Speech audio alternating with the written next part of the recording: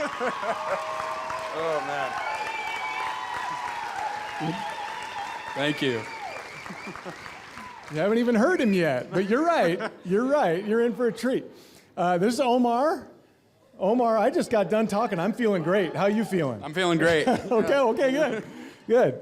All right, when did you start IkeQuest, and what are you doing currently? Yeah, I started IkeQuest in spring of 2023, and right now I'm a baker and a barista at both Ikebox and Isaac's, and I'm also on the IkeQuest Council. So spring of 23, that's 2.5 years ago, right? And if I have your story straight, back then you had a moment, right? Yeah, I did. I had a moment. Was it a pivotal moment? Yeah, it was pivotal, and I realized later on that it was more pivotal than I fully realized in the moment, yeah.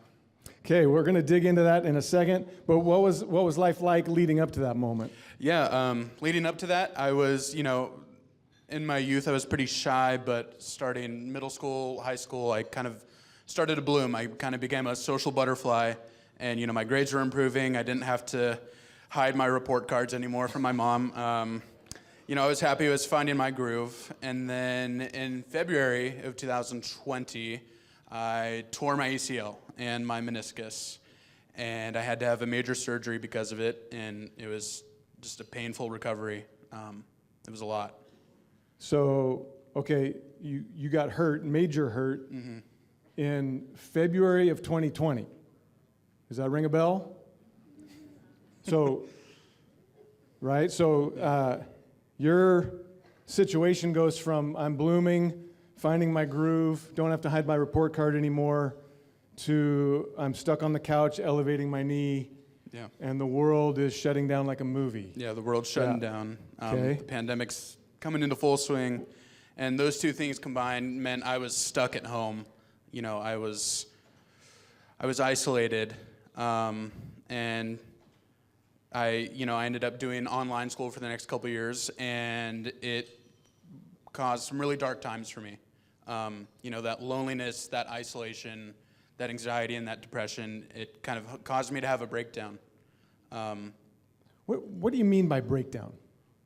Yeah, growing up, I had encounters with, mental health struggles, and in the midst of everything going on in 2020, it culminated into something that I just couldn't handle, and it broke me. What would you... What... Thank you. What did he say? Yes, you're right. You're right. Omar had to repeat it for me, but you're exactly right. Okay, Omar, during that time, what would you say was your level of hope on finding your way out of that dark place? It was very, very faint. Faint hope. Faint hope, but it never fully went away. I never fully lost it. Was it scary? Were you afraid you might lose it? Yeah, all the time. All the time? Yeah. It felt like my world was kind of crumbling down around me, and I didn't know what to do or how to handle it. So what happened? You're in online school. Yeah. Those conditions start to lift. How's the next little bit? Over time, I had kind of found, a sense of stability, but I was still not doing well. And around 2022, I kind of forced myself to go to the Downtown Learning Center and get my GED. And so let me ask, why didn't you go back to high school? The pandemic put me into online school, and then just with surgery and recovery and everything else going on, it felt impossible. Probably didn't have the credits to maybe graduate on time. And okay. So you're at Downtown Learning Center. Yeah, I'm at the Downtown Learning Center, and I hated it there, and it was not the most fun experience. But for me, I was kind of saying to myself, like, I still have a future. I'm still going to be here. And so I have to at least invest in myself just a little bit. And so me getting that GED was saying to myself that I'm still going to be here. But it was rough, like I said, and I think that it just wasn't how I envisioned my future going. It wasn't how I thought things would go, and that was disappointing and frustrating in its own right. But I had to do it, and in the midst of that, I was, beneath all of that, I was scared. I was scared that if I went through something like this again, that I wouldn't be able to make it through. So that was, did I hear, that's fall of 22. Yeah. The moment was around spring of 23, is that right? Yes. So how did that moment come about? Lead us up to that. Yeah, so if you guys don't know, the Downtown Learning Center has a policy where if you miss 10 days in a row, you automatically get unenrolled. And so my strategy was to show up every 9th day and just to make the deadline. And it just so happened that on one of those 9th days, Mark came and presented about IQuest. And so... So we had a 1 in 10 chance of getting it. Yeah. So they said, we have a special guest from IKEBox. I had no idea what IKEBox was. I had no idea what IQuest was. I thought it was some weird summer camp. And this old guy walks up front and...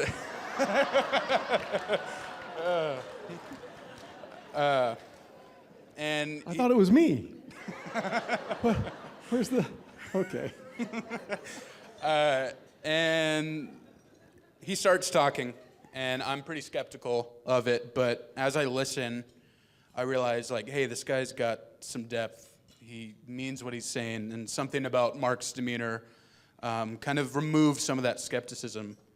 And, I realized he was offering more than, just you'd come have fun twice a week and then go home. He was offering a real opportunity to grow. Okay, so the moment is like right here in front of us, right? Lead us up to that. What was that moment of decision for you? Yeah, so Mark finished presenting, and he has a stack of sign-up sheets, and he sets it down on the table up front, and I sat there thinking to myself, I can either stay in the cycle that I've been, I can remain stuck, stay in the pits because it's familiar, and even though it hurts, it's what I've known, or I can get up there and take the paper and push myself to make a change. And so I got up and took that paper. Took the paper.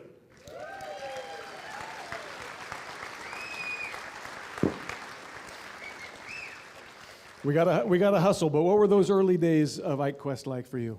They were good. I remember walking into the story hall, and this still sticks with me to this day, but meeting Brooklyn, and every time I would leave... Yeah, Brooklyn. Yeah. Woo! Every time I would leave training camp, she would tell me to get home safe without fail, and that stuck with me. There was warmth there, and I lost that skepticism pretty quickly. I could feel the care. Everybody there, they truly cared. They wanted me to grow. They wanted everybody to grow. They were invested in us, and I started to find myself again. And you could feel that. Okay. What were some of the IQuest activities that were most impactful for you? I think just IQuest providing the space and the support and the encouragement to grow and to connect with new people, and learning about the Salem community and feeling like, I had a place there. And service learning, just getting out there immediately and doing things to help the community, and, working with your hands and seeing that change, you knew you had an impact. What are some IQuest key ideas that were impactful? Circle of influence, doing what you can do, had an impact on me, but I think person A helping person B and then person A getting better has rang true for me so many times. Helping people in and outside of the IQuest community has made me realize, hey, I actually have an impact and meaning in other people's lives, and that has helped me so much. It's healing to you. Yeah. Yeah. Cool. So how do you think you've changed and grown? I think IQuest and Isaac's Room has helped me, enjoy and appreciate the mundane things, no matter how small. I've realized, like they say, Rome wasn't built in a day, and so even taking that first step forward, it means something to me now when it didn't before. I feel like I have a lot more drive than I ever have, and to move forward in the world. And with that, like a sense of confidence that I have the ability to move forward in the first place. Okay. Did you hear that? Drive to move forward and the confidence that he can do it. Are you, anything else on that? No? Yeah, I think I've learned to enjoy pushing myself and striving for the best version of myself that I can be. So, are you still scared of something bad happening? No, I'm not, because Why not? What's your level of hope now? It's pretty high. I'm excited for my future. I'm excited to see what it has in store for me. And I feel confident that whatever happens, I have the ability to handle it. And I just want to say that if it wasn't for you and Tiffany and everybody in Isaac's room, Dude. I might not be here. And so, thank you.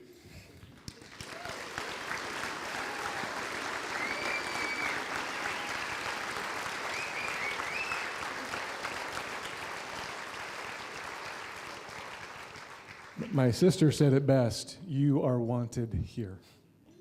You are wanted here. Omar. Thank you.